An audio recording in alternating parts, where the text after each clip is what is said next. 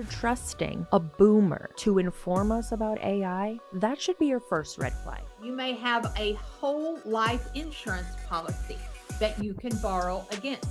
She said, borrow against your life insurance policy. One of my last star consultants before I retired sold one of her cows to get her star order. Somebody sold a whole cow, not to pay a bill, not to put money in savings, not to save money even because they don't have to buy the feed, but to buy a kit for Mary Kay. You sold a whole cow?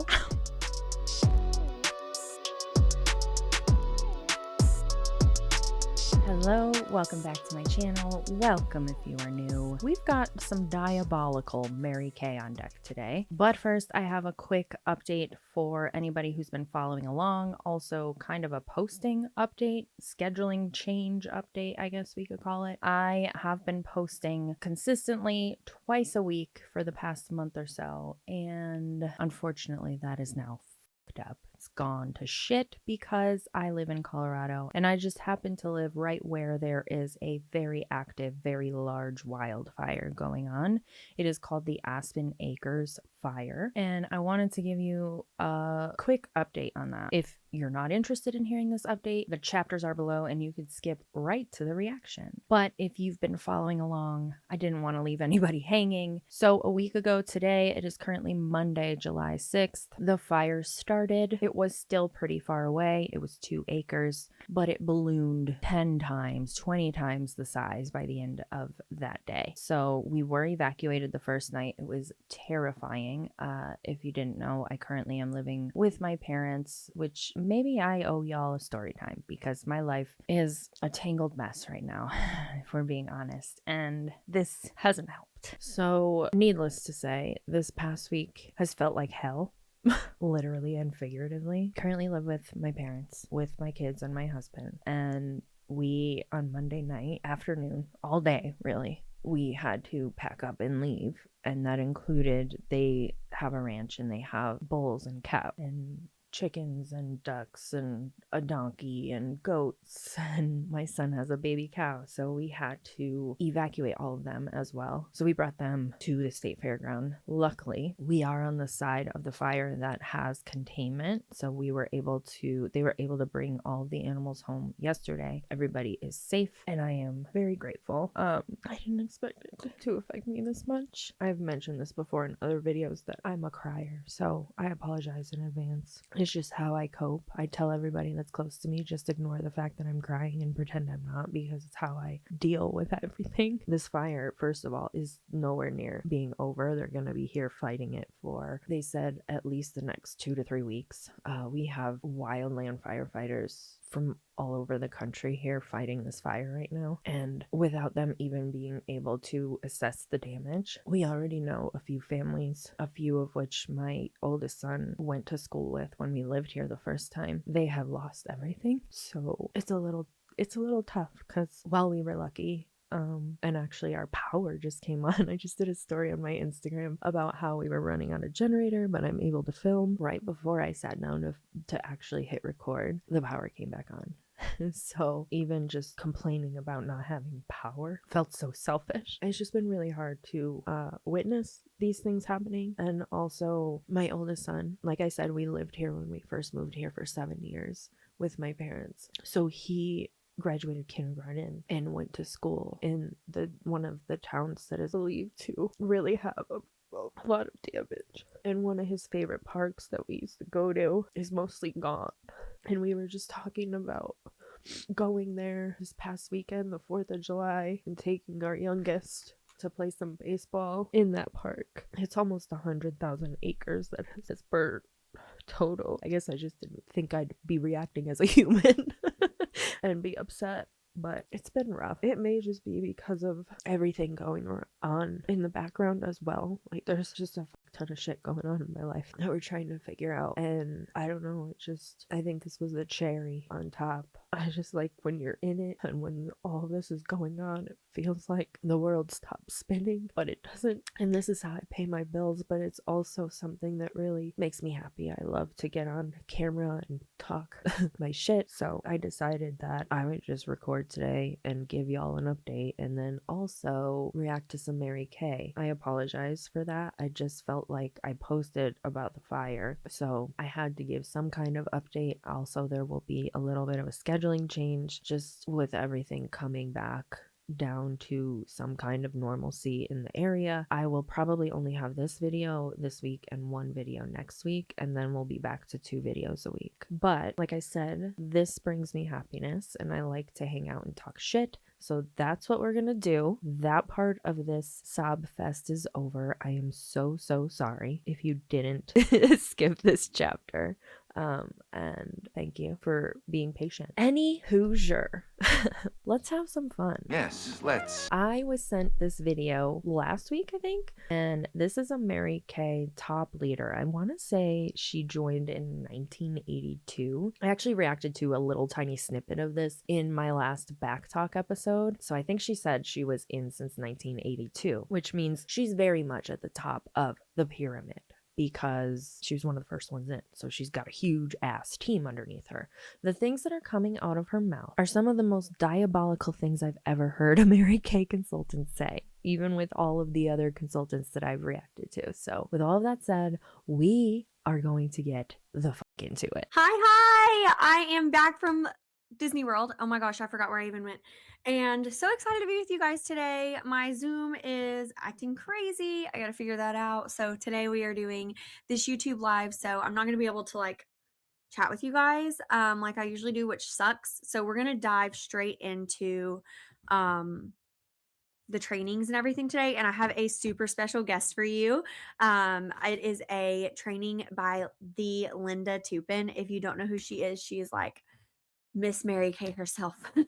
She's been in Mary Kay a really long time. She is actually an emeriti, which means she's retired now.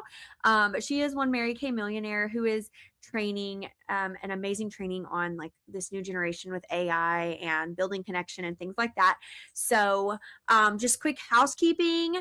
I'm sorry, but I don't know if I would sit down and listen to a Mary Kay top leader, even if they're a top leader that has been in Mary Kay since 1982, talk to me about AI. No, I would trust this individual more than somebody else that's older, if that makes sense.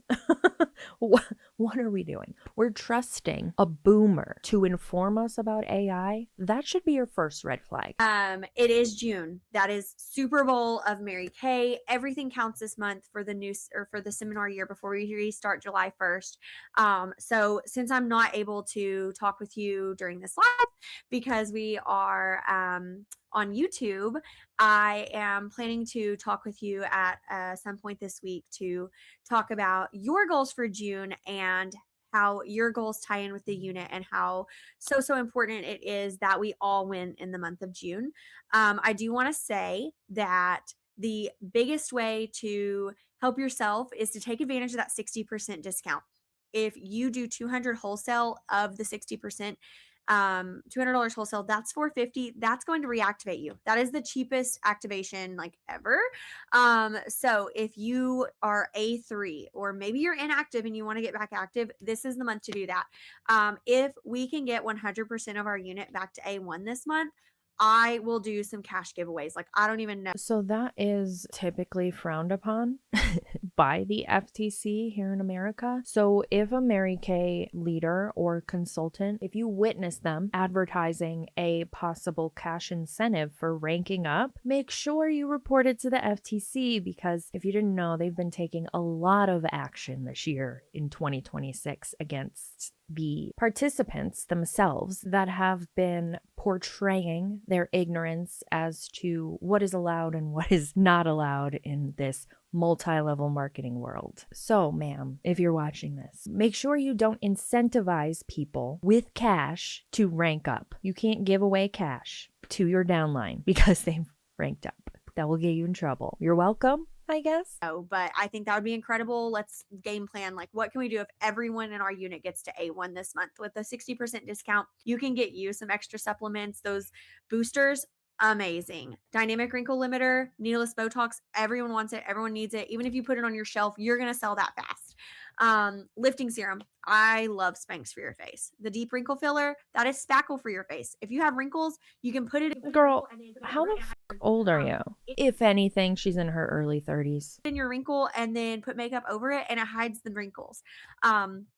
If you have skincare customers that want to incorporate this into your routine or their routine, you're gonna make 60% off profit on that sale, since you're earning it or getting it 60% as an active consultant.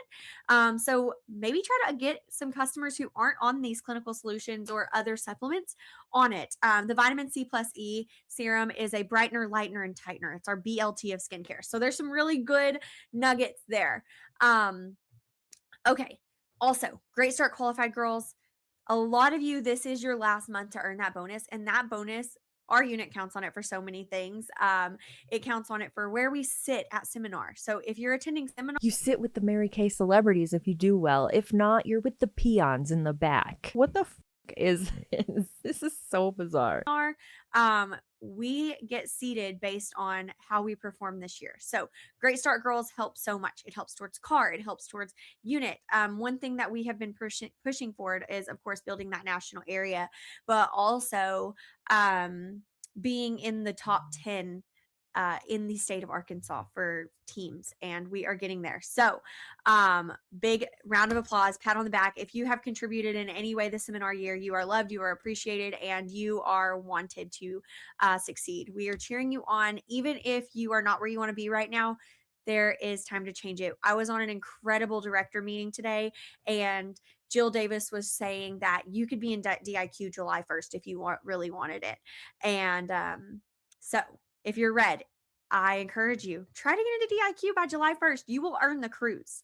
If you are not red, try to be red by July or June 30th, because then you will attend the red jacket trainings at seminar, and you're going to get so much more out of it if leadership is something that you want to pursue.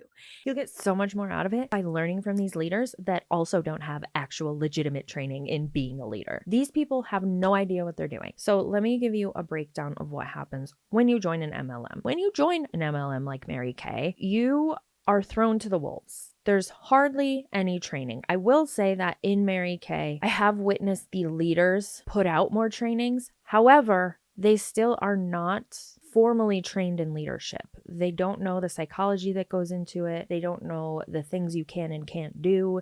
They don't know how it all works in most cases. So saying that getting you a red jacket and being trained by these people who haven't actually been trained, they've made a lot of it up. They've pulled it out of their ass in a lot of cases. It just feels like a moot point, because what are they teaching them? So for example, my husband works in IT. He does go to a yearly event, a convention, if you will, where there are new products that they learn about, and there are trainings and things of that nature that he learns about. However, these people are usually highly trained and skilled, and they have gone to school and have degrees and certifications in certain things to give this training out. So what do these Mary Kay top leaders have that they are training the red jackets on that is going to be so groundbreaking? I tend to believe that it's not a whole lot, because it's just trial and error for them. Most of them didn't go to school for business or marketing or any of those things. So they are literally pulling shit out of their ass that maybe worked for them in the past. I just don't see it as a huge perk like they're making it out to be. It's essentially the blind leading the blind, in my opinion, of course. If leadership is not something you want to pursue, grow your customer base. That's money. Like, who doesn't want this extra money? I think we all get in this business to make money. So grow your customer base. See faces. We saw an incredible Facebook party on the training today. I got added to the group and I'm studying it. So we might try this out this month as well. Father's Day is next weekend. Sell the True Original Cologne to everyone that has a man in their life. It smells amazing. Okay. So I've got this training for us to do with Linda Tupin. So I'm going to share my screen, share some graphics, screenshot these, or text me after and I will send them to you. You're going to want these for your notes, but grab a notebook as well, because you're going to want to grab notes from Linda. So I'm going to go ahead and share those graphics. Here's the first one. So it's building a deeper relationship in the age of AI. Okay, I hope you got a chance to screenshot that. And then here is another one. And First of all, do we see it? Do we? It's a motherfucking pyramid. Okay. A very clear pyramid. Building deeper relationships in the age of AI, a business model that lasts. Visual and audio hierarchy ranked from highest to lowest potential for trust and lasting relationships. I can't wait for her to talk about this. So there's a visual and audio hierarchy and then a written word hierarchy that she is apparently going to go over. Linda's going to go over all of these, but I want you to have them. My cat, I am sorry if you guys can hear him. He's a little psycho right now because we just got back from Florida. Okay, so let me share this video of Linda and her training. And oh, she's not even here live. This is just a video. I thought she was there live training this group. My bad. Be sure to take notes. This is like right at an hour, so we might go over just a little bit, but hopefully not. Repeat. All right, let's repeat after me. I am where I am by the choices I have made or I have allowed others to make for me. I am where I am by the choices I have made or I have allowed others to make for me. So congratulations for making the choice. I'm not gonna lie, her fucking voice annoys me. I'm sorry that I'm not sorry, okay?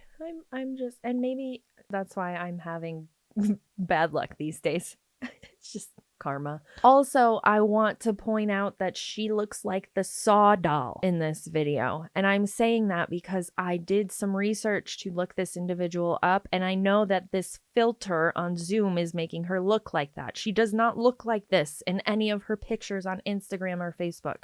She looks like a regular human, a normal person. This filter that she has on Zoom, or whatever she used to record this, I'm assuming it's Zoom because her name is in the corner like they do on Zoom, it makes her look like she had some major surgery done and she looks like the fucking Saw doll. But she doesn't look like that in real life. I don't understand it. Why are you making yourself look like this, lady? Don't do it anymore. Take the filter off. Just let your regular face show through. It's okay. We're all okay with aging now. We've come to terms with the fact that that's what humans do as humans. We age, we get wrinkles, our hair thins out. Like, all things change as you age, and that's okay. It's a privilege. Now, I'm not saying I might not get some Botox up here one day. You know, we don't have to make ourselves look like the Saw doll when you don't even look like that. There was lots of things that you can do in May. If you've got kids and grandkids, there was probably 12 school programs you're supposed to be at this week.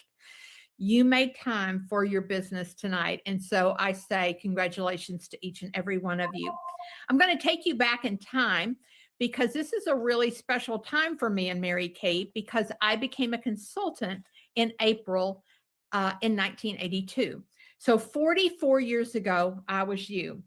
And I made a goal. This is my date book. Oh my God, she still has the fucking date book. This is weird. This is weird. We don't need to hold on to this shit. At this point, you're just hoarding things. What is this for? Your shrine to Mary Kay? It's sickening. Anybody who owns a small business or has some kind of business, sometimes they save the first few dollar bills that they have, they frame them, they do something like that, save, I don't know, the deed to something. A date book, the piles and stacks of date books that I imagine these individuals have is not healthy for anyone.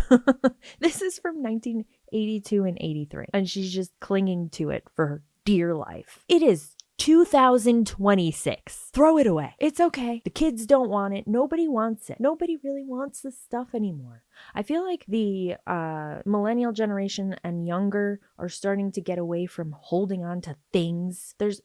It's just clutter. The memories are what matter. We don't need date books that say Mary Kay Cosmetics on it from 1982. Let it go. From 1982, I made a goal when I became a consultant that summer I would give this Mary Kay thing a try, and I would work at having a facial or a party every single day that summer when I wasn't teaching.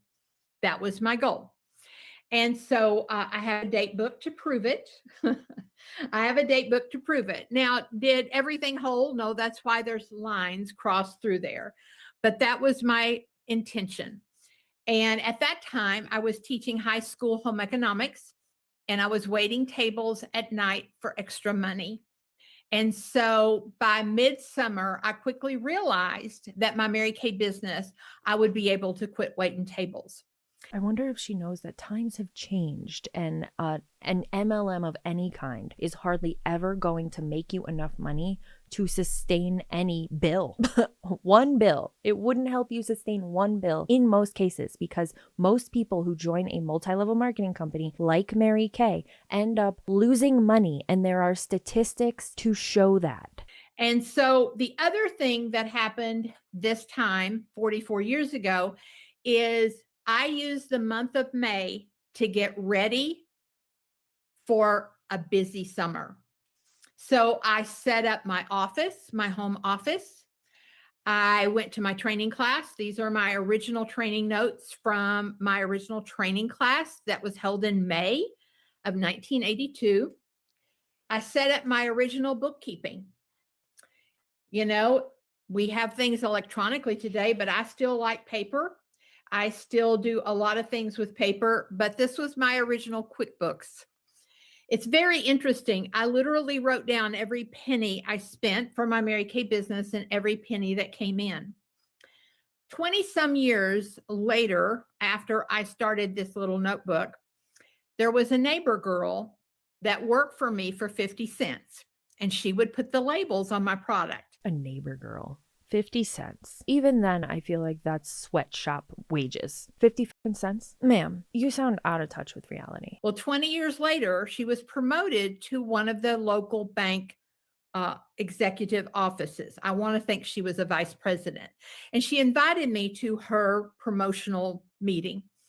I brought this notebook and I had highlighted for their PowerPoint the entries where I had paid Christy 50 cents to put labels on my product. So you never know whose lives you're changing with your Mary Kay business. You really think that you changed her life because you paid her 50 cents back in the day and now she's a big executive at a bank? I promise you, I'm going to hold your hand when I say this. I promise you that that is not why she is an executive at a fucking bank. You are not the reason. Your 50 cents is not the reason that she is an executive at a bank. Okay? Okay. It's going to be okay. You're not that important. Sorry. These MLM consultants always think that their acts of some kind have made a huge difference in somebody's life. It's never the case. Hardly ever. Unfortunately, you paying her 50 cents to do your bookkeeping did not get her to her executive position. The other thing I did at this time of the year to prepare myself for my business is I worked on my flip chart. Now, our flip chart was a little bit different than yours, but I worked on my presentation. I'm a praying woman, but I don't expect God to give me the words. He gave me a brain. So I need to use my brain to practice and rehearse. Your brain or her brain? We're looking at Mary Kay Ash. You're showing us a binder full of Mary Kay Ash and her words and her photos and her face and her family. But you're using your brain. Okay. If you're going to be a professional, if this is going to be something that makes money for your family, then you have to treat it like a real job. If you got hired for any corporation in America, there are things you're going to have to memorize, things you're going to have to practice. And I stood in front of a mirror to practice those things. And so that was what I was doing in the summer or in the month of May, 44 years ago. I had one regret from that time period, and that was that my director only talked to me about a $600 wholesale beginning inventory. Now, I didn't know any better or any different. And back then, we did not have customer delivery service. We did not have earned discount privileges. And so you had to have a really good stock of inventory. In fact, I regretted the fact that she only talked to me about 600. I really needed 3,600. I had to go to a lot of work, you guys, to get the 600. I went to 4 different banks before I convinced one of them to loan me the money. Why are these women still acting like this is some kind of flex? Even back then, going to 4 different banks to get a $600 loan to join a multi-level marketing company is fucking dumb. Sorry, not sorry. The fact that it took you 4 banks to get a loan for that should have been another red flag for you. Oh my God. And I'll admit that I told this story. I did something like this to join LuLaRoe. I had multiple credit cards that I spread my onboarding costs on, and I will never encourage anybody to do anything of those sorts, ever. That was one of the biggest mistakes of my entire life. And she's promoting it. But the good news is I got my beginning inventory, quickly realized that was not going to be enough, and went back to the same bank to get $2,400 more worth of inventory. And that was my beginning in the business. In 1982. I want to see what the equivalent to that is today. You guys, if that were today, the equivalent of what she would need to get from the bank is $8,334.67 in the United States. And the fact that she's probably not even going to tell you that or bring up the difference in what the dollar is today shows you how unqualified she is to be giving this training. Almost $9,000. And people can't buy groceries. People are using buy now, pay later to feed themselves and their families. And you're telling people that you went and got a loan for the equivalent of $8,800 to join a multi-level marketing company like Mary Kay. We are out of touch with reality. Yep, boomers be booming. By the end of the summer, I was able to stop waiting tables. And in 1986, when I was pregnant with my son, which would be 4 years later, I walked out of my teaching position driving a pink Cadillac to school every single day. I'm sure your peers just loved you. We're going to talk a little bit about how we have come full circle in society. We have the convenience of the internet. We have earned discount privilege. We have My Shop. We have social media. We have lots of conveniences. But the world has come full circle, and my class tonight is predicting the future. My class is to prepare you for what a Mary Kay consultant will need to do in the era of AI.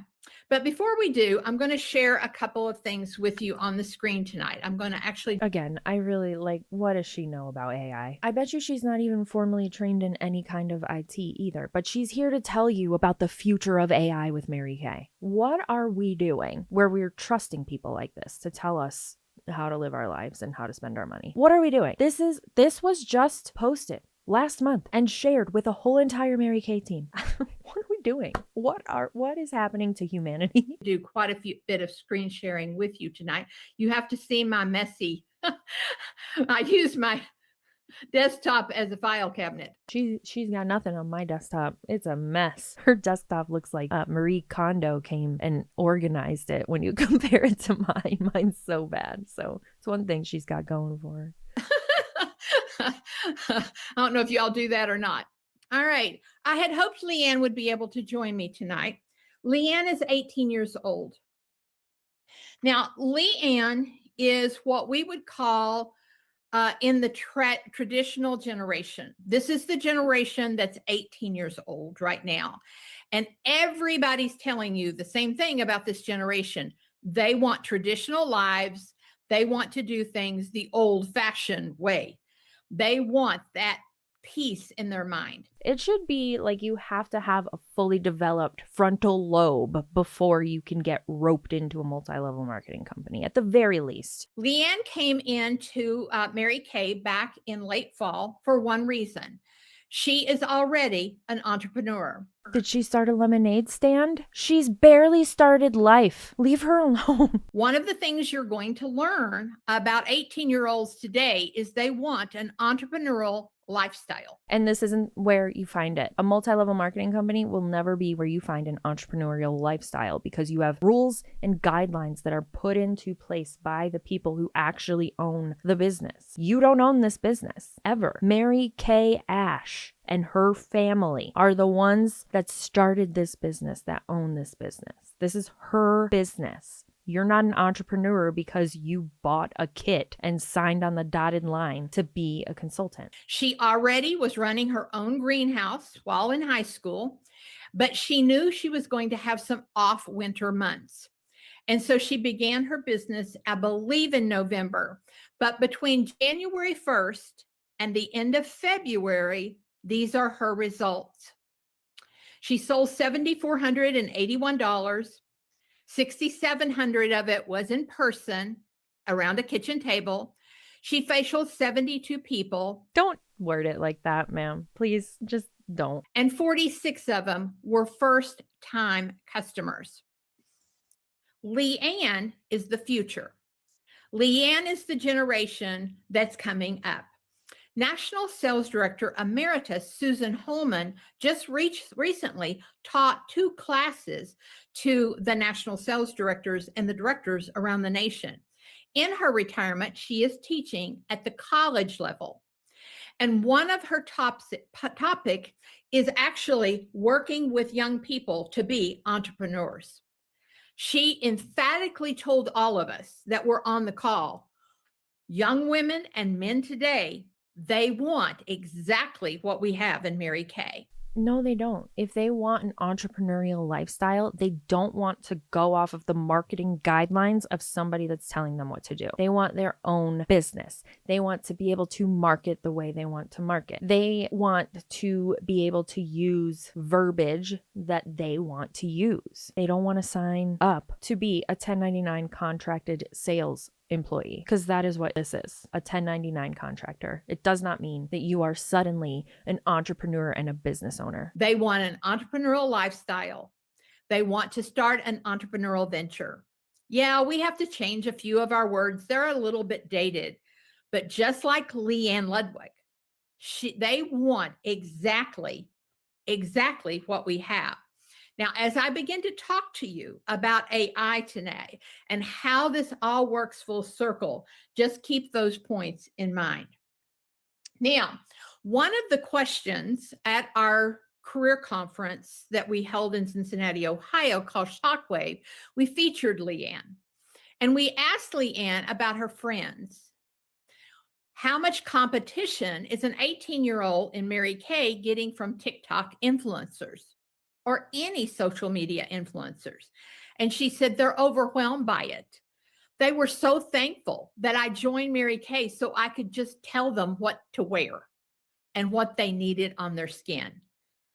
You see, what humans will want more than their next breath in the era of AI is a human being. This is asinine. We don't want people to tell us what we want. Nobody wants people to tell you what you want. We want to use our own brains and decide that for ourselves. What they are looking for when they're watching things like that is reviews, essentially. So, for example, I recently saw a jumper that I really liked and I was thinking about buying it. So I looked up reviews, not because I wanted somebody to tell me that I wanted to buy it. I wanted to see how other people who are built like me, who are my size, how they liked the way that jumpsuit fit. You know what I mean? Like, it wasn't because I wanted them to tell me I needed it. I wanted to hear how it was. How did they like it? How did it fit? Was it too loose? Does it run true to size? We don't want people telling us what we want. We want to hear how these things work. We don't want somebody coming on and saying, you want Mary Kay makeup. You want to join Mary Kay. No, that sounds like hypnosis. And that's not what we're looking for. That goes in line with like these people calling themselves thought leaders. I don't want anyone else leading my thoughts. That sounds like another word for cult leader. You should be the leader of your own thoughts, I feel like. Am I diabolical for thinking that way? I don't know. We should think for ourselves. Nobody should be telling you what you want. You should be telling yourself what you want. You should be telling other people what you want. Thank you for coming to this video's TED Talk. Just tell me what I need. Tell me where to put it so I don't have to be confused by all this stuff that's coming at me. And she said, I really don't even have to compete because they're so thankful they don't have to even entertain all that stuff because they've got me. And that is the beauty of a Mary Kay business. So let's talk a little bit right now about the era of AI. You know, there is so much change that is happening. Today, everybody uses a different AI tool. There's Chat GTP, there's Claude, there's Copilot, there's Grok. I use Grok. They all do the same thing. In under 30 seconds, I sent a flyer from 1990 to Grok.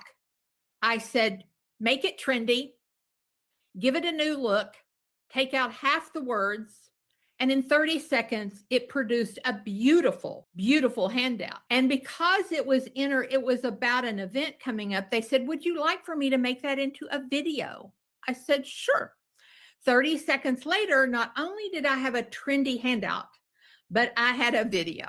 Okay. And it cost me nothing. Hi, I'm someone who used generative AI not too long ago, actually, for a Mary Kay video, and I regretted it immediately. Not only did some of my viewers put me in my place, thank you, by the way, I took that thumbnail down and I remade it myself. That was the one and only time I have used a thumbnail. I know better and I do better now. And now I'm going to go on a rant real quick. Generative AI should be, in my opinion, illegal. It is destroying the creative process for human beings. I think that AI, there is a time and a place for it. I don't love all the data centers going up. I don't love what is happening with AI. I will say that. I will also say that I'm not ignorant to the fact that essentially my boss is AI. The algorithm is AI. Generative AI is what I have a huge problem with. If you missed it recently, SZA went after, I forget who it was, and quite frankly, the person it was, it was a big person and I should remember the name, but the person it was doesn't even deserve their name coming out of my mouth and being put onto YouTube, because SZA's songs were used over something like 200 times to formulate, I guess. She went on Instagram and did stories about it, but they used her songs to formulate AI songs. So and this is happening with visual art, with written art, with audio art, with all the art forms. Generative AI is taking those forms of art and learning from it, but also plagiarizing. So not only that, you're plagiarizing other artwork in AI slop. It looks like shit and we could all tell it's AI. And a lot of people like myself, if I see something, even if I want to go so bad, for example, there was a speakeasy by me that I was looking into going into. They put out an AI flyer and I said, I'm never, ever, ever giving them my business, ever, because of the generative AI slop flyer that they used. There are people out there like that. So coming on to a Mary Kay training, talking to this younger generation, you're essentially sabotaging them and setting them up for failure, because there are so many people that are in the creative space that are trying to raise awareness about the plagiarism happening with generative AI. And that's one thing that's happening with AI. There's so many other issues with AI, but the plagiarism that's happening, that is a huge reason that people are shying away from anything that they see that is made by generative AI. They will automatically write you off. They don't want anything to do with you because you use generative AI. So essentially, you're setting these people up for failure, because those people are becoming more and more, and they're going to lose a lot of potential customers and potential recruits because they're using generative AI. I hope that makes sense. It's just, I've been trying to raise more awareness around it, and hearing her encouraging people and openly admitting that she made not only a flyer, but a whole video through generative AI for her multi-level marketing company, it makes me want to throw up. Anyway, let's hear what other AI slop bullshit comes out of her mouth. Maybe AI wrote this whole training for her too. It's not even her own words. We're not even thinking for ourselves. We have the thought leaders, and now we have AI telling us what to do. What are we doing? We're the new dinosaurs, okay? AI is taking over. AI is not the devil. AI in the wrong hands can be evil. Your hands? In your hands. Good God, she's saying it out loud. Listen to yourself. This phone in the wrong hands can be evil. This device I'm on in the wrong hands can be evil. But we can use AI for good.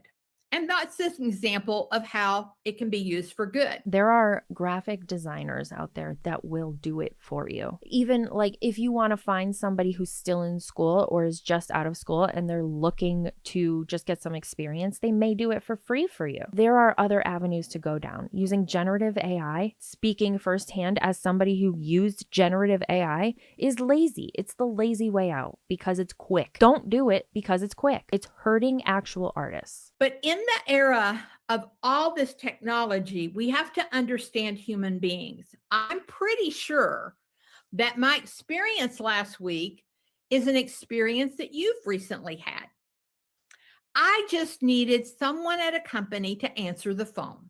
I think it was about my electric bill or something along those lines. And they kept sending me to a website, and then it sent me to a menu, and then it sent me to a chat box. And after about 15 or 20 minutes, I found myself in front of my computer, like I am with you tonight, screaming, "Let me talk to a human." I probably maybe used a naughty word right there. Okay. I just wanted a human. And so we're just at the edge of AI. What do you think it's going to be like in 5 years?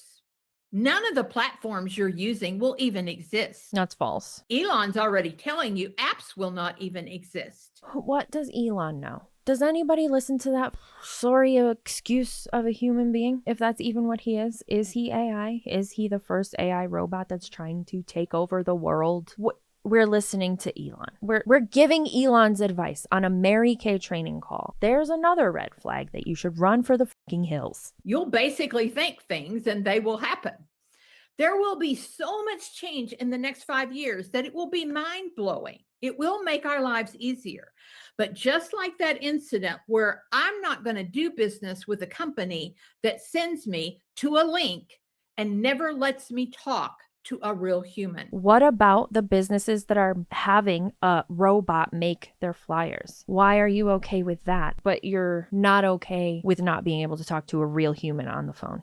Quote unquote. This is a double standard, in my opinion. We had a very interesting thing happen to us in Mary Kay during COVID. We had extraordinary sales. In fact, one year, I believe we had 30-some million dollar directors, which was a record. But that was an outlier. It will not happen again. There was a bunch of free money being given away, and people had nowhere else to go but their computer to click a link to buy product. Those were a lot of one-night stands. You don't want to be a one-night stand. You want to be the girl that meets someone, and I don't care where you meet her. You can meet her at a vendor fair. You can meet her at your church or at the school or your PTA meeting. No, do not vet those places for customers or recruits ever. Nobody goes to those places wanting to be vetted. It's annoying. Church, PTO, you're there for your relationship with God or Buddha or whoever you believe in, whatever you believe in, or you're there for your children. Nobody wants to be solicited at those places. Make it stop. Or on TikTok or on Facebook. I could care less where you meet her. What I care about is you know what to do with her after you've met her. Because what humans will want in the era of AI more than their next breath is to be seen, to be valued, and to be heard. Seen, value, and heard? Yeah, exactly. So why are you destroying the actual artists that are trying to be seen, valued, and heard? That's what you're doing with generative AI when you're telling all of these people to utilize it for their Mary Kay business. Give me a fucking break, lady. Now, I want you to write those words down. More than their next breath, humans in the era that we are entering want to be seen, valued, and heard. All of those things AI is taking from humans, okay? So you're contradicting everything you're saying. I find it very curious. I'm a statistics person.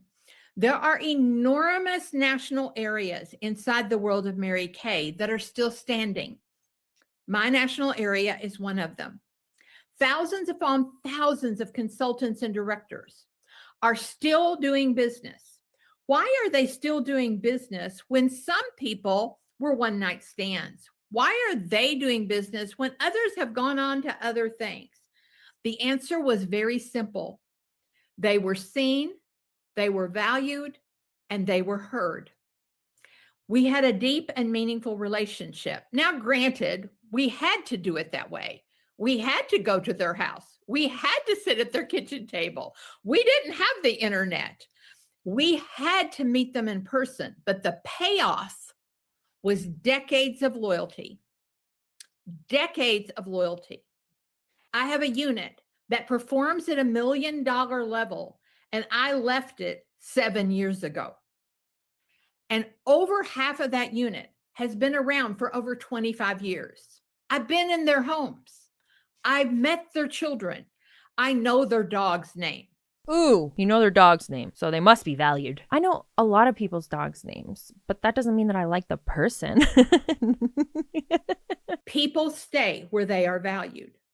So in the era of AI, more than anything else, what humans will want is human interaction. Human interaction. What is happening? What?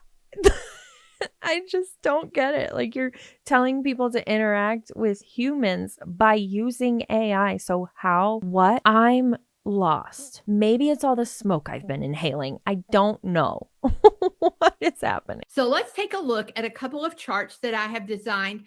These were sent out. I hope they were sent to you. If not, your director should have received them in a Facebook group, I believe. But I want to go through them with you tonight, and then you will have them to use. So this is a model that I designed about building deeper relationships in the age of AI.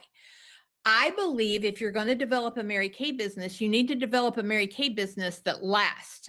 Don't you want to be developing customers and team members that are with you for 30 or 40 years? I think so.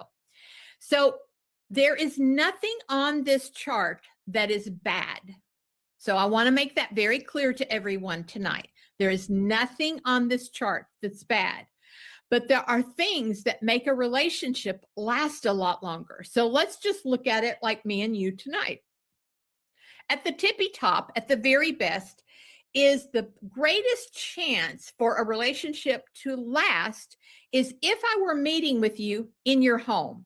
So let's think about that for just a second, guys. What if instead of me on this screen in front of 400 people, it was just you and I, and we're at your kitchen table? I just saw your kids come in. I saw your grandkids come in. I see the pictures of your kids and your family. Maybe your mama lives next door. We have a conversation about your neighbor. I see your life. The chances of you and I, me and you together, having a relationship that lasts for decades is the highest if I meet with you one-on-one in your home. Okay? What kind of relationship, though? You're talking about a business relationship. I don't want anybody who is looking to just take my money, to collect a bigger paycheck, to sit around and observe my life. The only people I want that close to me are my good friends, are the people that I care about, are the people that care about me, not my money. You get what I'm saying? In my home is good.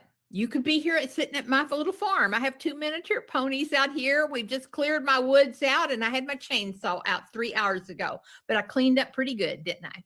Okay.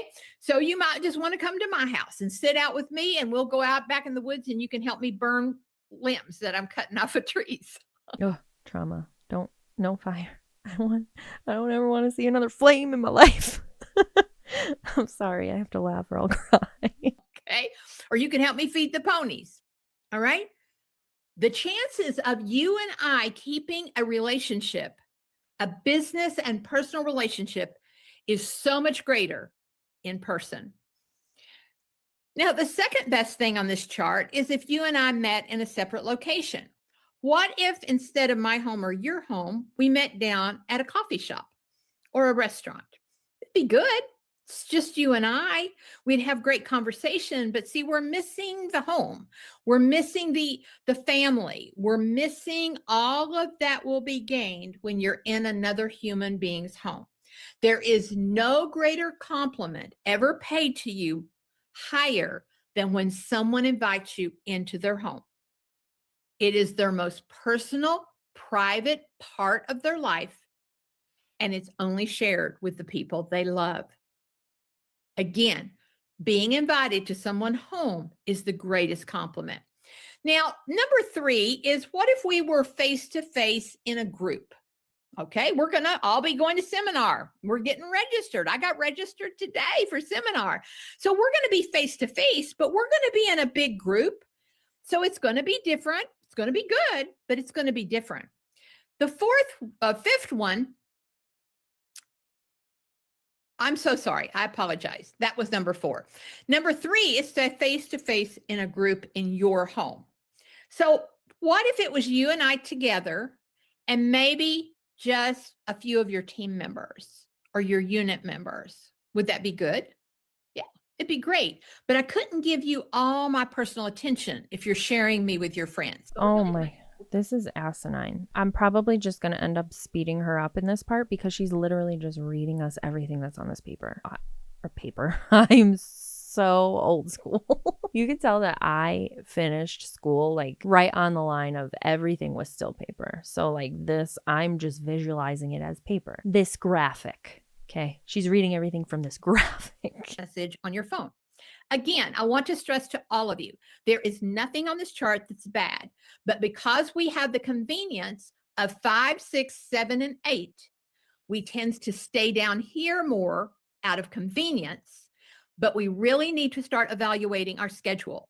If you're trying to build something that lasts a lifetime, you need to ask yourself, what time did I actually invest in another woman? Either with a facial, a party, a conversation, something personal and private, in order for me to build a deep and meaningful relationship. Now, I've also built a chart for the written word. All right. Now, when we talk about the written word, obviously the best is a handwritten note. In fact, I'm sorry, but a handwritten, I'm sorry. We could see through that shit, right? A handwritten note from a Mary Kay consultant. We know what you're doing. To my closet to dig out my things I was going to show you for the presentation, and I found a handwritten note that somebody left me. And if you look way over in the corner of my living room, I have a huge wicker basket that I have kept thousands of handwritten notes. People don't throw away handwritten notes. They keep them. They're valuable. In fact, I just read a fiction book. Some of you might have seen it on the bestseller list, called The Correspondent. The whole book is about this woman who writes letters. Anyway, the bottom line is people don't throw away a letter. So ask yourself in your business, how many handwritten notes did you write this week? Because that is more valuable. I'll keep it on my refrigerator, or I'll tape it on my refrigerator. All right. The second best is a personal text, a personal email, or a personal direct message. All right. So again, we have the convenience of all this. Thank God we do. It's a wonderful tool. Again, nothing on here is bad, but it's different than a handwritten note. So I'll tell you a little story about a personal text. I think it was about 4 or 5 years ago. Do y'all know Pampered Chef?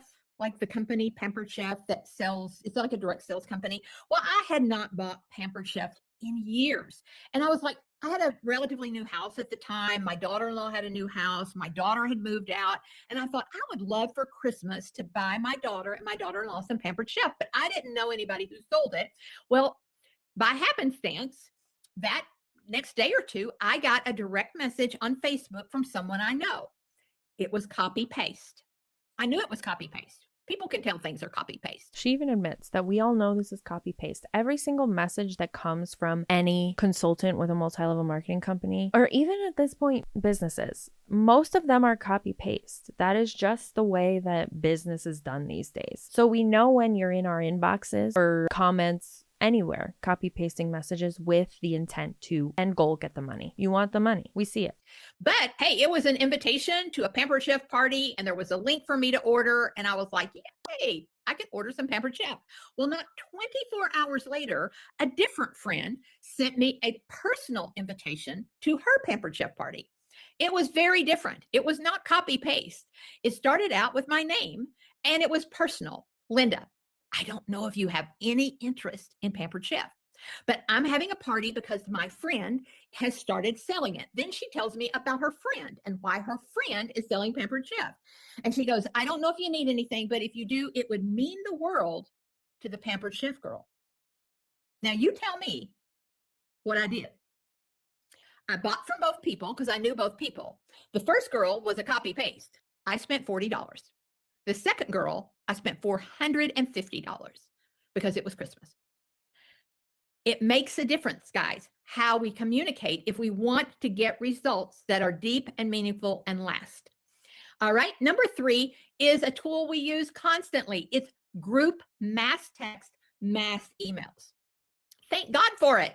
Thank God for Voxer and Project Broadcast and Scipio and all of these tools that we use. Okay, another point I want to make is, again, I'm likely in editing speeding her part up because she's just reading everything off of this graphic. There are certain businesses that this type of communication might make sense for. In my opinion, it doesn't belong in a multi-level marketing company where you're selling skincare and makeup. We can get skincare and makeup at many different stores, websites, you name it. You go to tag sales. I know that's not a universally used term. So if you're from the Northeast, you know what I'm talking about. But if you're not, I'm talking about yard sales, garage sales. Like we could buy all of these. These are easily accessible things. We don't need to be making this level of communication to sell these types of things. You don't see Charlotte Tilbury doing this stuff. You don't see Dermalogica doing this stuff. You don't see Elf doing that. No actual business that sells this type of thing is doing this level of communication with their quote unquote customers. So shouldn't it raise some kind of red flags that only in the MLM world are cosmetics and makeup making this level of communication with customers? It feels scary to me. It's overwhelming. Maybe it's just me though. Let us know in the comments. Maybe you don't mind this level of communication about your skincare and makeup, but for me, I'm good. I can figure it out on my own. But if that's all people are seeing from you, they will leave you. I want to repeat that. If all a person knows about you is through group communication and they never meet with you, they never hear your heart, you never know anything about them, they will leave you because their heart is not tied to your heart. They're just tied to the product. Now, I set all of this through AI before I had it designed. And I said, hey, have I left anything out on these charts? And I think you would find it curious that AI added number 4 and 5. It came back and said, well, when you comment on people's social media post or their blog site, that's communication, that's written. It's number 4. And if you use AI to assist you in a response, because right now, if you go to Facebook, AI comes up and says, do you want to use any of these emojis? It'll even give you text to say. That is an AI generated assisted text. I thought it was curious that AI knew it was at the bottom of the list. It was the worst choice if we are going to build a deep and meaningful relationship. In my opinion, this is just my opinion, a deep and meaningful relationship will never come from an AI generated anything, ever. It shouldn't even be on the list. So when we think about all of this, all right, let's start tying it all together for the end of our year. We know that the youngest generation wants a traditional lifestyle. We know that younger people want exactly what we have. Younger people crave human interaction. All humans crave human interaction. And as AI takes over more and more of our life, we will crave it even more. So let's marry what I just talked about to a little bit of strategy. All right. Some of you have seen this and some of you haven't, but I think it's noteworthy because if 44 years ago, I didn't use strategy. I was just excited.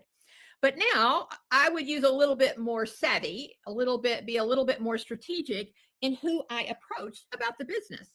So let's take a look at a couple of articles that I pulled up for you tonight. First of all, I only subscribe to the Wall Street Journal because it's the most central political thing you'll find. They don't use too many crazy headlines, except this one's kind of crazy. It says, we're not dead yet. Baby boomers, good times drive the economy. Now, the reason I'm bringing this up is because if you're going to run a business, you better know who you better be selling to, who's got the money. All right, that's just common sense. So I want to bring your attention to this little thing right here. This is powerful. Today, Americans 55 and over control nearly 70% of U.S. household wealth, according to the Federal Reserve. Which is a huge problem and speaks to the fact that y'all fucking fucked us. Our generations are fucked because of y'all's actions. I'm sorry, not sorry, you know? 1989, the first year of available data, they controlled just 50%. Okay, so you don't have to be an economist to understand that who you need to be selling to is grandma. Grandma's got all the money. All right. Now, here's the other thing that you need to be aware of. Again, Wall Street Journal. That's also sickening because why are we targeting the elderly? You are the elderly and you're telling people to target the elderly. This was October last year. Whoops. Sorry. Okay. I need to quit touching my computer. Yes, you do. The new age of entrepreneurship. You guys, look at this. The new age of entrepreneurship is 70 to 79. Okay. The entrepreneurial urge doesn't necessarily diminish with age. As people live and work longer, more are choosing to start a business in their 70s. Now, look at the benefit of you guys recruiting people in their 70s. They may have lost some of their stamina, but age has its benefits. People in their 8th decade can leverage, look at this word leverage, years of contacts. They're not going to say, who will I sell product to? They have a Rolodex, baby. What are we doing? This is insane. And they have a phone full of contacts. And they have experience. Okay, you guys. Okay, so when we think from a strategic standpoint, we've got what 18-year-olds want. Okay, we've got what 18-year-olds want. We've got the 70-year-olds starting business. Let me tell you, if I was running a unit today, for those of you in this audience that are over 45, 50, 55, over that age, the world is full of former Mary Kay consultants. It's full of them, hundreds and thousands. And I would say 99% of them didn't leave Mary Kay because they didn't like Mary Kay. It was just the wrong season of their life. My daughter inherited my unit. 3 of her top 10 are former Mary Kay consultants from the 90s. Easiest people on the planet to train. They love Mary Kay. They all start with star orders because that's what you do. They can't wait for seminar. You don't have to tell them to register for nothing because they already love everything about Mary Kay. So my strategy would be, who's got all the money? Grandma. Who would make an incredible Mary Kay consultant? Former Mary Kay consultants who already know the drill. And they're probably in their 50s, 60s, 70s, or even 80s. Okay. And they've got all the money. And from them, you meet their daughters. John C. Maxwell, Law of Influence. You meet their daughters. And guess who their daughters introduce you to? Their granddaughters. You don't need to be out here worrying about how to meet an 18-year-old. If you meet the grandma, you'll meet the 18-year-old. Because grandma, if she likes you and she trusts you, then she will introduce you to her family. This isn't real. This can't be real. Like, if you're the person that sent this to me, did you find this on a satire site? Thank you, by the way. I don't think I said thank you. Meet grandma so you can meet other 18-year-olds. That's not how it works. If you're 18, search out the grandma so she can introduce you to her grandchildren. I have no words. Speaking of words, though, I forgot to mention that these captions that are automatically on this video that we're reacting to, they're just there. I couldn't. That's how it was presented, I guess. I don't know. And it keeps auto-correcting Mary Kay to Mary Kate. It's fabulous. I found it curious tonight. I didn't take the time to count how many of those first facials and parties in the summer of 1982 did I actually know them before I became a consultant. I would say less than 5 of them. I'm the girl in the company that still has her original business cards because I decided early on, if I was going to have to pass out business cards to strangers, then this was not going to be for me because that sounds absolutely painful. What I knew how to do was sit with a woman, listen, teach, Remember, I practiced. I practiced. I practiced my opening. I practiced my closing. It's a cult. It's a cult. They have a whole Bible. It's called the Mary Kay story that they live by. Mary Kay is such a rabbit hole. And one of you have asked me what rabbit holes are worth falling down recently in a members episode. And I didn't mention just Mary Kay overall. Like it's a never-ending black hole. I did a deep dive and I feel like I didn't even dip a pinky toe in the shit that happens or has happened in the past with Mary Kay. I learn something new every time I react to a Mary Kay video. I learned how to listen. I learned how to connect with their heart. I learned how to talk less than I ask questions. I wanted them to talk because humans want to be seen and valued and heard. That does not mean you talking. And when those ingredients are in place, the bookings come from the bookings. Who wouldn't want someone who listens to them and cares about them and shows them how to get their product for free? Like, you guys, this does not require a college degree to understand this. Okay. This is common sense. So we are in the perfect storm of good right now. I am so jealous of all of you. I would give anything to have your customer base right now. I don't care how tiny it is, because I could build it into $1 million unit in the next few years, because I've got the power of AI. I've got the power of the internet. I've got the power of all the social media, but I know how to build deep and meaningful relationships that keep people with me forever. And you do too.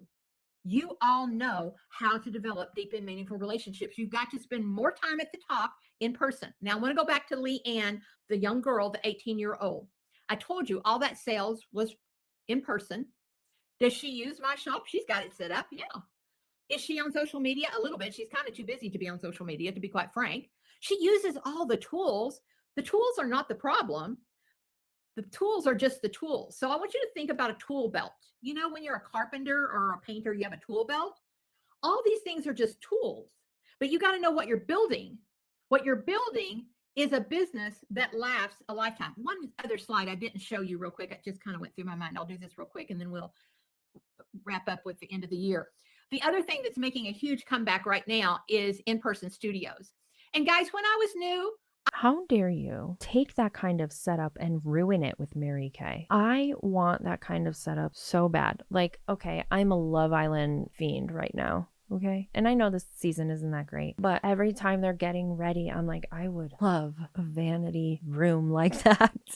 But why are you filling it with Mary Kay? There's so many other better options. It's just getting ruined by Mary Kay. Also, run away if you ever are roped into walking to a room like this. Find a reason to leave. If you need me to call you to get you out of there, I will. You just let me know. Say the word, and I am calling you to let you know there's an emergency and you need to leave immediately. I had the corner of a bedroom, and that's what we all do. This is little Leanne, the girl I showed you. It's a little corner of her bedroom that she keeps her product. But I think sometimes we fail to show a new consultant where she's going, what she's building. We all started in the corner of our bedroom, but we're all striving to have something professional, something that will welcome people, something that will show, hey, I'm serious about this Mary Kay thing. I am your Mary Kay consultant.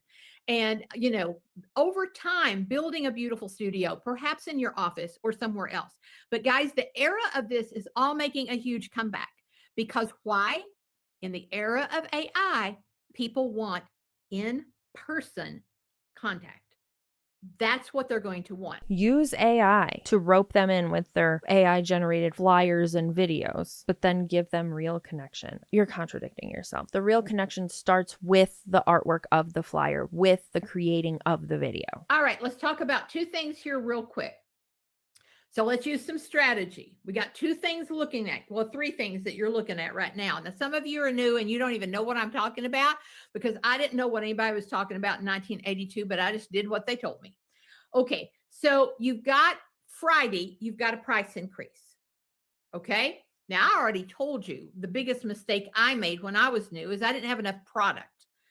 Okay, it is not very motivating for a customer to see that you've got like a little handful of product thrown out on a table and it's not very professionally arranged, and that you have nothing to sell her. There's nothing motivating about that. It looks kind of cheap. All right.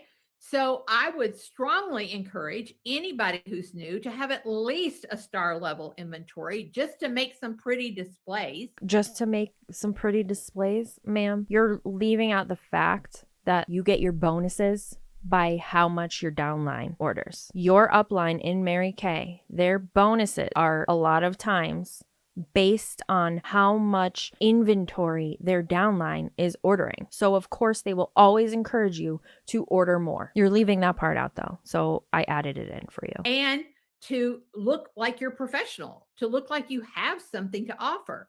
Yes, you can sell to people in all 50 states, but it's kind of dumb when you haven't sold to the people down your street. I always marvel at people about that strategy. It's like, are you selling to the girls at church? Are you selling to the girls at work? Why are you selling to somebody across the nation that you have to ship stuff to when you can just walk across the street and deliver it, for God's sakes?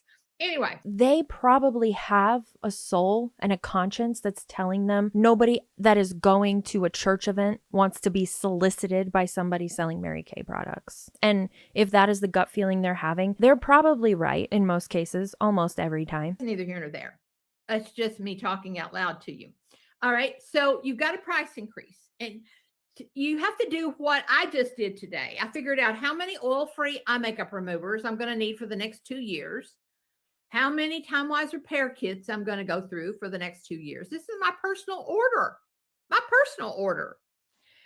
Because if you're a businesswoman and you can buy it at one price and sell it for a higher price, anybody down your street that owns a business would think this is a no-brainer. You go get some money and get yourself some product.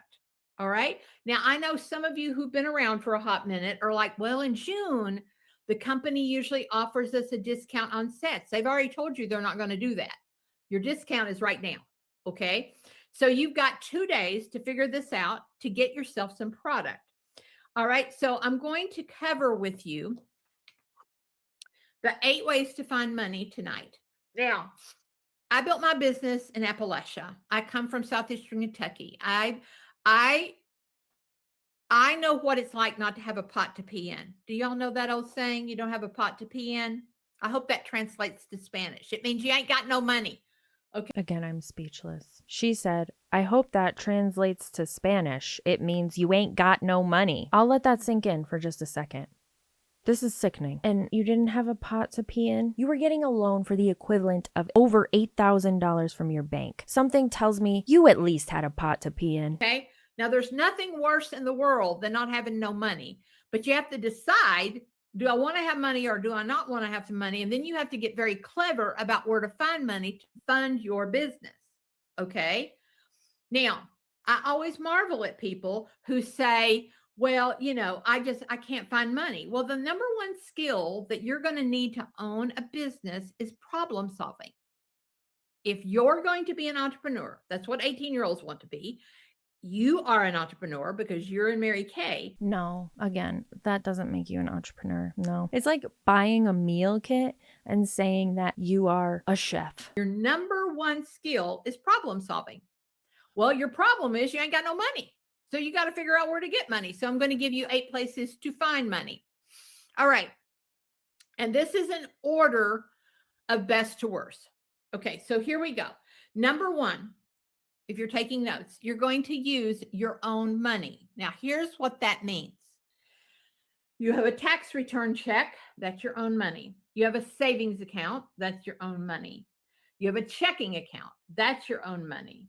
You have a home equity, you have equity in your home, that's your own money. Number 1 is you're using your own money to borrow against.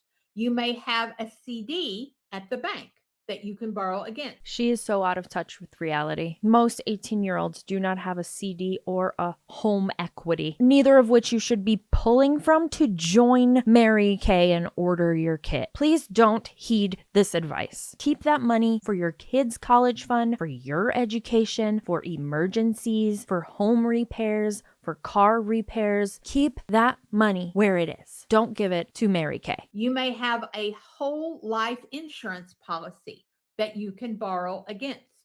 You may have investments. I have investments at Merrill Lynch. I can borrow against my own investments.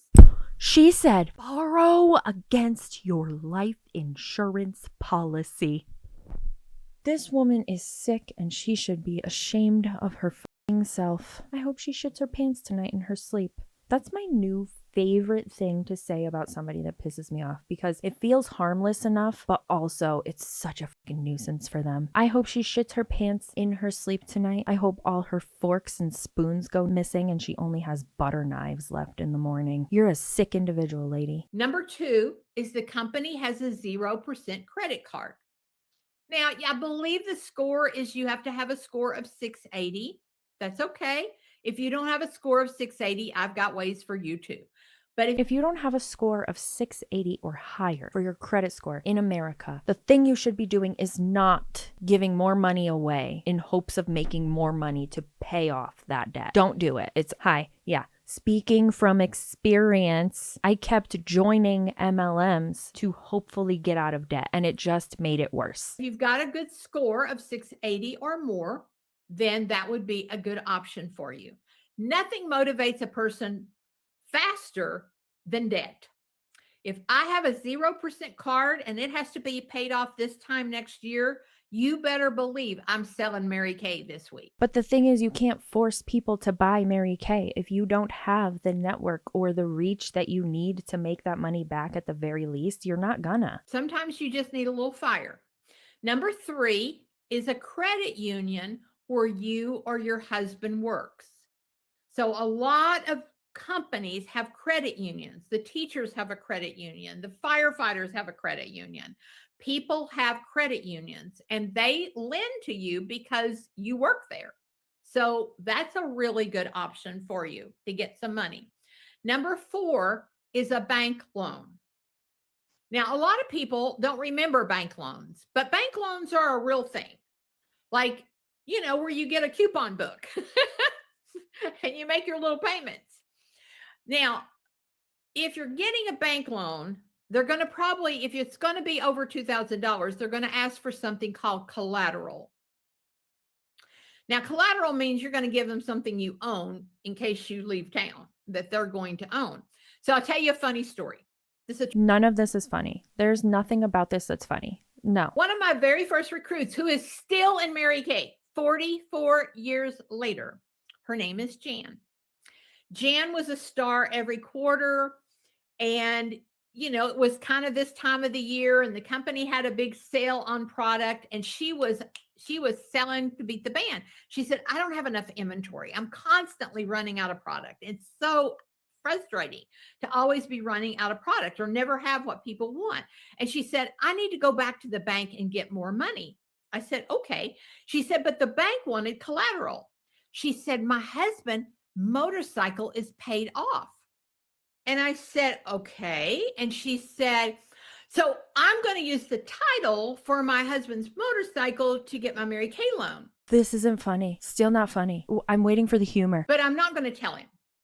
And I'm like, ooh, I don't know if that's a really good idea. And she goes, oh, he won't care. He'll never sell that motorcycle. He will never know. I'll have that loan paid off in 6 months and he will not even know it.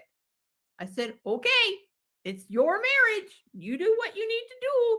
She encouraged it. She didn't try and talk her friend out of it. What kind of relationship is this? I hope my friends would be like, you're out of your mind. You're delusional. Don't do that, Sam. Because she said he'll never sell it, so he doesn't need the title. Okay. Not 6 weeks later, she got a divorce. A frantic phone call from Jan. You will never believe it. I can't remember his name. What was his name? Jan? Okay. We'll call him Dale. Dale is selling his motorcycle and he can't find the title.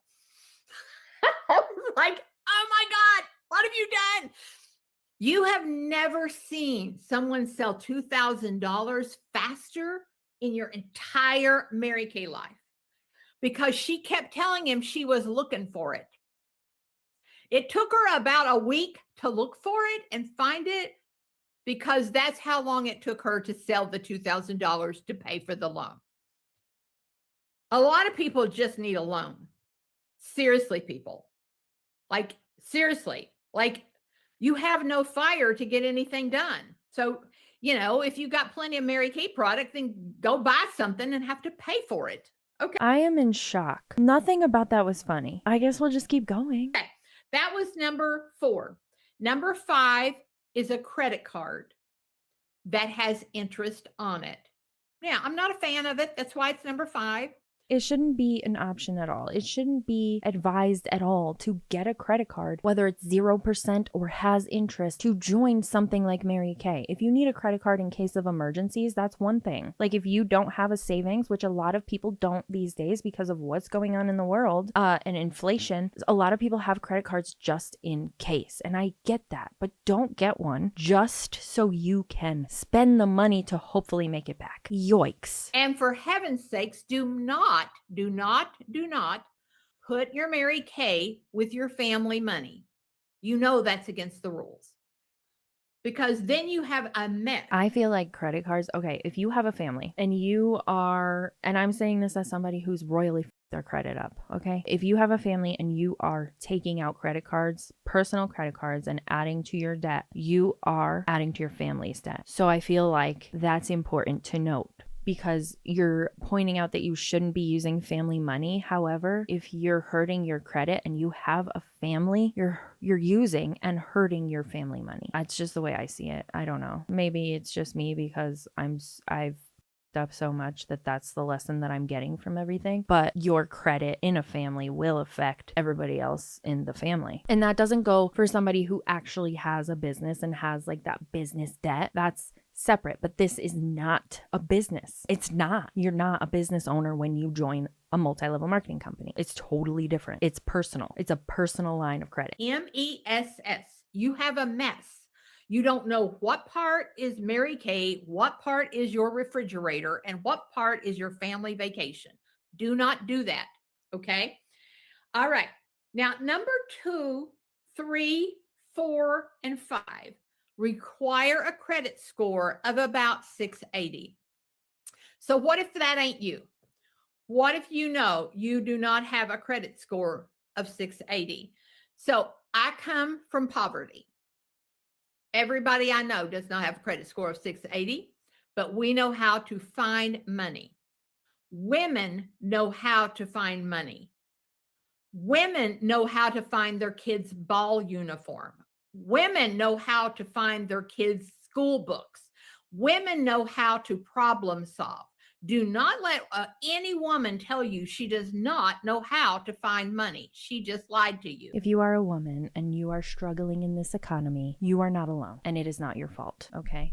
Just because you are a woman doesn't mean that you should be able to afford your children's ball uniform. Those things are not cheap. And again, people are using buy now, pay later just to feed their family. Have several seats, lady. Okay, so if you need money, then you've got to sell something you already own. So we're going to go through your house and your garage and your barn. Are you ready? Your barn? Who does she think she's talking to? She's broadcasting this to Green Acres, and that's it. I'm convinced. What are we doing? Is your covered wagon out front? What the are we doing? She is so stuck in the past. Like, things have changed, lady. This is a training from 2026. First of all, we're going to look for things you don't use that are worth money. And the good news is you've got Facebook Marketplace, you got eBay, you got all kinds of tools now to help you sell stuff.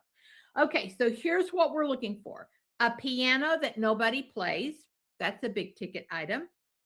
Musical equipment nobody plays. Rooms of furniture no one ever sits in. So just empty out a room. Just if you have a guest room and nobody's been there in a while, just empty out the room. Just make it walls. What? Power tools nobody uses. Jet skis that people might use once a Who the has jet skis just chilling? But you came from poverty. Something tells me if you came from poverty, you wouldn't be sitting here making this list of things that people can sell when you're listing off things that people can't even dream of buying. year. Snowmobiles that people might use once a year. Four-wheelers that might need to be using. Junk cars. Do you know junk is worth a lot of money, you guys? Honey, in Appalachia, people have junk cars. I don't know where y'all live, but we have junk cars. And metal is worth a lot of money. Farm equipment that nobody's using. All right. Farm animals. One of my last star consultants before I retired sold one of her cows to get her star order. This is not real. It cannot be real. Somebody sold a whole cow, not to pay a bill, not to put money in savings, not to save money even because they don't have to buy the feed, but to buy a kit for Mary Kay. You sold a whole cow? These people have lost the plot of life. Okay. Find money. Okay. All right. So number 6 is you go to your garage, you go to your house, and you go to your barn to find something to sell. Get some spine, get some backbone, and act like you're an entrepreneur. Okay. Get a backbone and sell your cow. I'm appalled, actually. I'm not so much speechless as I am appalled. Now, if you don't have nothing to sell, go to your mama's house. A lot of your parents will let you have stuff if you'll just clean up the mess. All right. So if you're willing to clean up the mess, they probably will give it to you to sell. I am sorry that I keep pausing every 10 seconds, but now you're going to your mom's house to take her stuff so you can sell it and profit and buy into Mary Kay. The fuck? So that's another place. And then if your parents don't have anything that you can sell, then go to your grandparents' house. Oh, just keep going down the line. Go to your grandparents, go to your great-grandparents, go to your third cousin's house. Just reach out to everybody who is in your bloodline to see if they'll let you have something so you can sell it to join Mary Kay. Wow, lady. I don't like your voice, and I feel like you deserve that now. Thank you. Because I am more than confident their house is full of stuff. All right. Number 7, gold and silver. Is she going to tell you to sell your wedding rings now? I looked up before we got on here tonight the price of gold. What is the price of gold per ounce? $4,695 for 1 ounce of gold. Have you been married before? Do you have a ring? Were you engaged sometime in your life and that didn't work out? I'm not gonna lie, okay? That money sounds appealing, but never would I take my ring off to go get the money. Unless it was like life or death. Like something happened and we needed money in order to survive. I would never in a million years take my diamond ring to sell it to join a multi-level marketing company. And anybody that either advises you to do that or anybody that is thinking about doing that, I highly encourage you to speak to a therapist. What are you doing? Don't do that. Don't do that. You will regret it. Do you have one of those class rings? Did somebody ever give you a piece of jewelry that's just hanging out in a jewelry box? $4,695 an ounce. You can't feel an ounce on your finger. Okay? You have money. Go find it.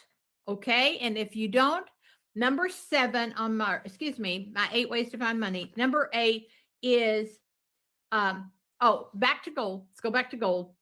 I'm not talking about going to a pawn shop. I'm talking about going to a reputable gold dealer in your town that's approved by the Better Business Bureau. Okay? I've done it before. There's people who specialize in this, not a pawn shop. I thought you came from poverty. Where'd you get all that gold from if you've done that before, ma'am? 8 is borrow money from a family member or a friend. Okay? No, don't do that. Don't. Abort mission. Don't do that either. Just as bad. Just as bad. Develop a business plan. Act like an entrepreneur. Act like an entrepreneur. Notice how she said that time, because you actually are never an entrepreneur when you join an MLM like Mary Kay. If you were starting a business down the road, you'd have to have a business plan. Mark it out. Where are you going to get your customers? How much you're going to sell in the next few weeks? Show them that you're serious. You guys, this price increase is important to you. And last but not least tonight, you've got the price increase. You've got the end of the seminar year. But the big thing that I am in love with, I want to kiss somebody on the mouth at the company who came up with Points to Paradise. In my personal opinion, Points to Paradise is the best thing this company has done in years. So let's take a look at it. If you don't understand it, you will now. Okay. If you're willing to work, the company's willing to give you some major prizes. I mean, major prizes. I am all about people who work getting big stuff. And guys, every dollar is a point, and every order from a team member counts for you. And some of you listening to me right now have old teams, meaning they've been with you for a long time. And maybe they're not setting the world on fire, but they're ordering product. You've got to come up with at least 10,000 yourself. Okay. Come on, you guys. Come on. So get your team, there it is. Get your teams to order more inventory so that you can get more points. End goal. Get your team to take out loans against their life insurance and sell their grandmother's belongings so that you can get points. I want to like scream at you right now. 10,000 points over 6 months retail is an $850 basically wholesale a month. I want to look at you when I say this to you, because now you know me and you know I love you and I can smack you. $850 wholesale? You think that's a big number?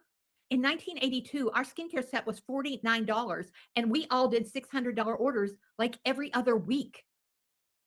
Right now, I track a whole lot of consultants and directors' numbers. Parties are $1,000, $1,500, $2,000. And if yours aren't there yet, they will be if you're practicing your presentation, if you're practicing your closing. I've never seen our product sell like it is right now. People are crazy about our product. It sells like insanity.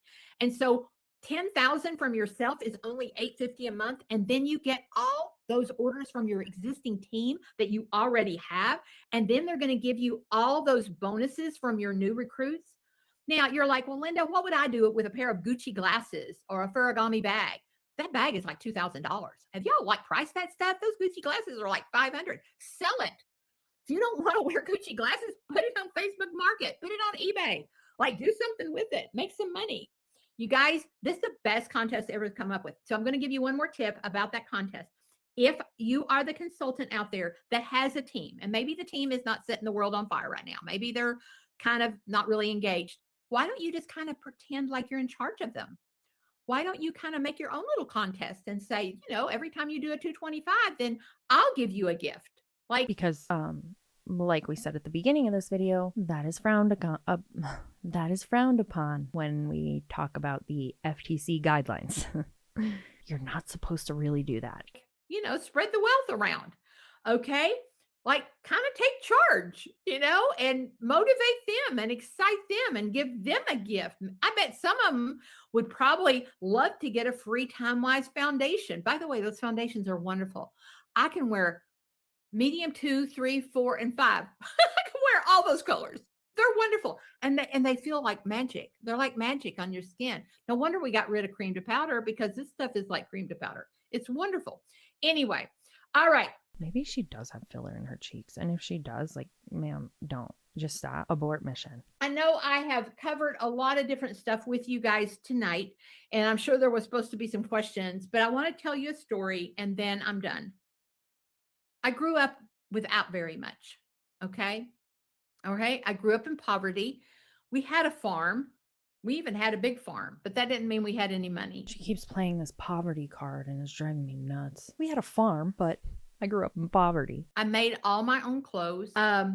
I was not the popular kid in school. None of us were, girl. None of us. I was a loser. I got made fun of. There was even a time where somebody put a sticky note on my back, and I remember this day like it was yesterday. And if it was you, yeah, that sucked. I was in 6th grade and it said kick me. And they were serious. Like that's how much of a loser I was. I didn't have the name brand anything, but what I had was fire and grit and a will to win. A will to win is all you need. And when I discovered Mary Kay, there was a lot of reasons I did it. Remember, I was teaching school, I was waiting tables, but what I was doing was I didn't want to be poor. People who are poor do not have choices. If you are poor, you have horrible health care. Your kids go to horrible schools.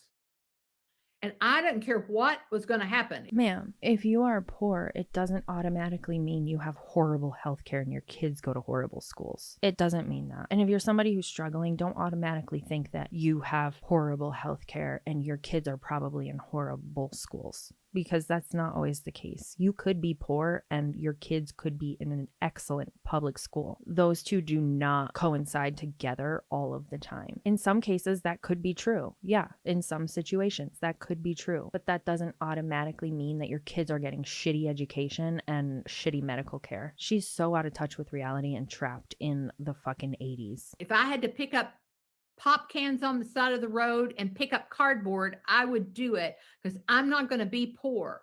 And I don't think you are either. I think you've got enough fire and grit in you that you'll figure out how to do this business. And so I worked it. People ask me all the time, Linda, I know lots of people who do Mary Kay that weren't as successful as you. What's your secret? I treated it like a real job. Like a real job. Yeah, it's a job. You do not own a business. You are not an entrepreneur. You have no say in anything, hardly. I went to work every day. I had a list. I worked every day as if I was working for a stranger. Okay? Because you were. And you still are. Quit giving your best 8 hours of your life to strangers. Quit giving the best 8 hours of your life to building somebody else's business. That's literally still what everybody in an MLM is doing. It's not their business that they're building. They're building somebody else's business. The person that owns it, the CEOs of the company, the C-suite of these companies, not the 1099 contractors. Build your own business. Get some fire and get some grit. But when I was probably in my 40s, I guess I was about in my 40s, I figured out my mommy and daddy were not going to have very much.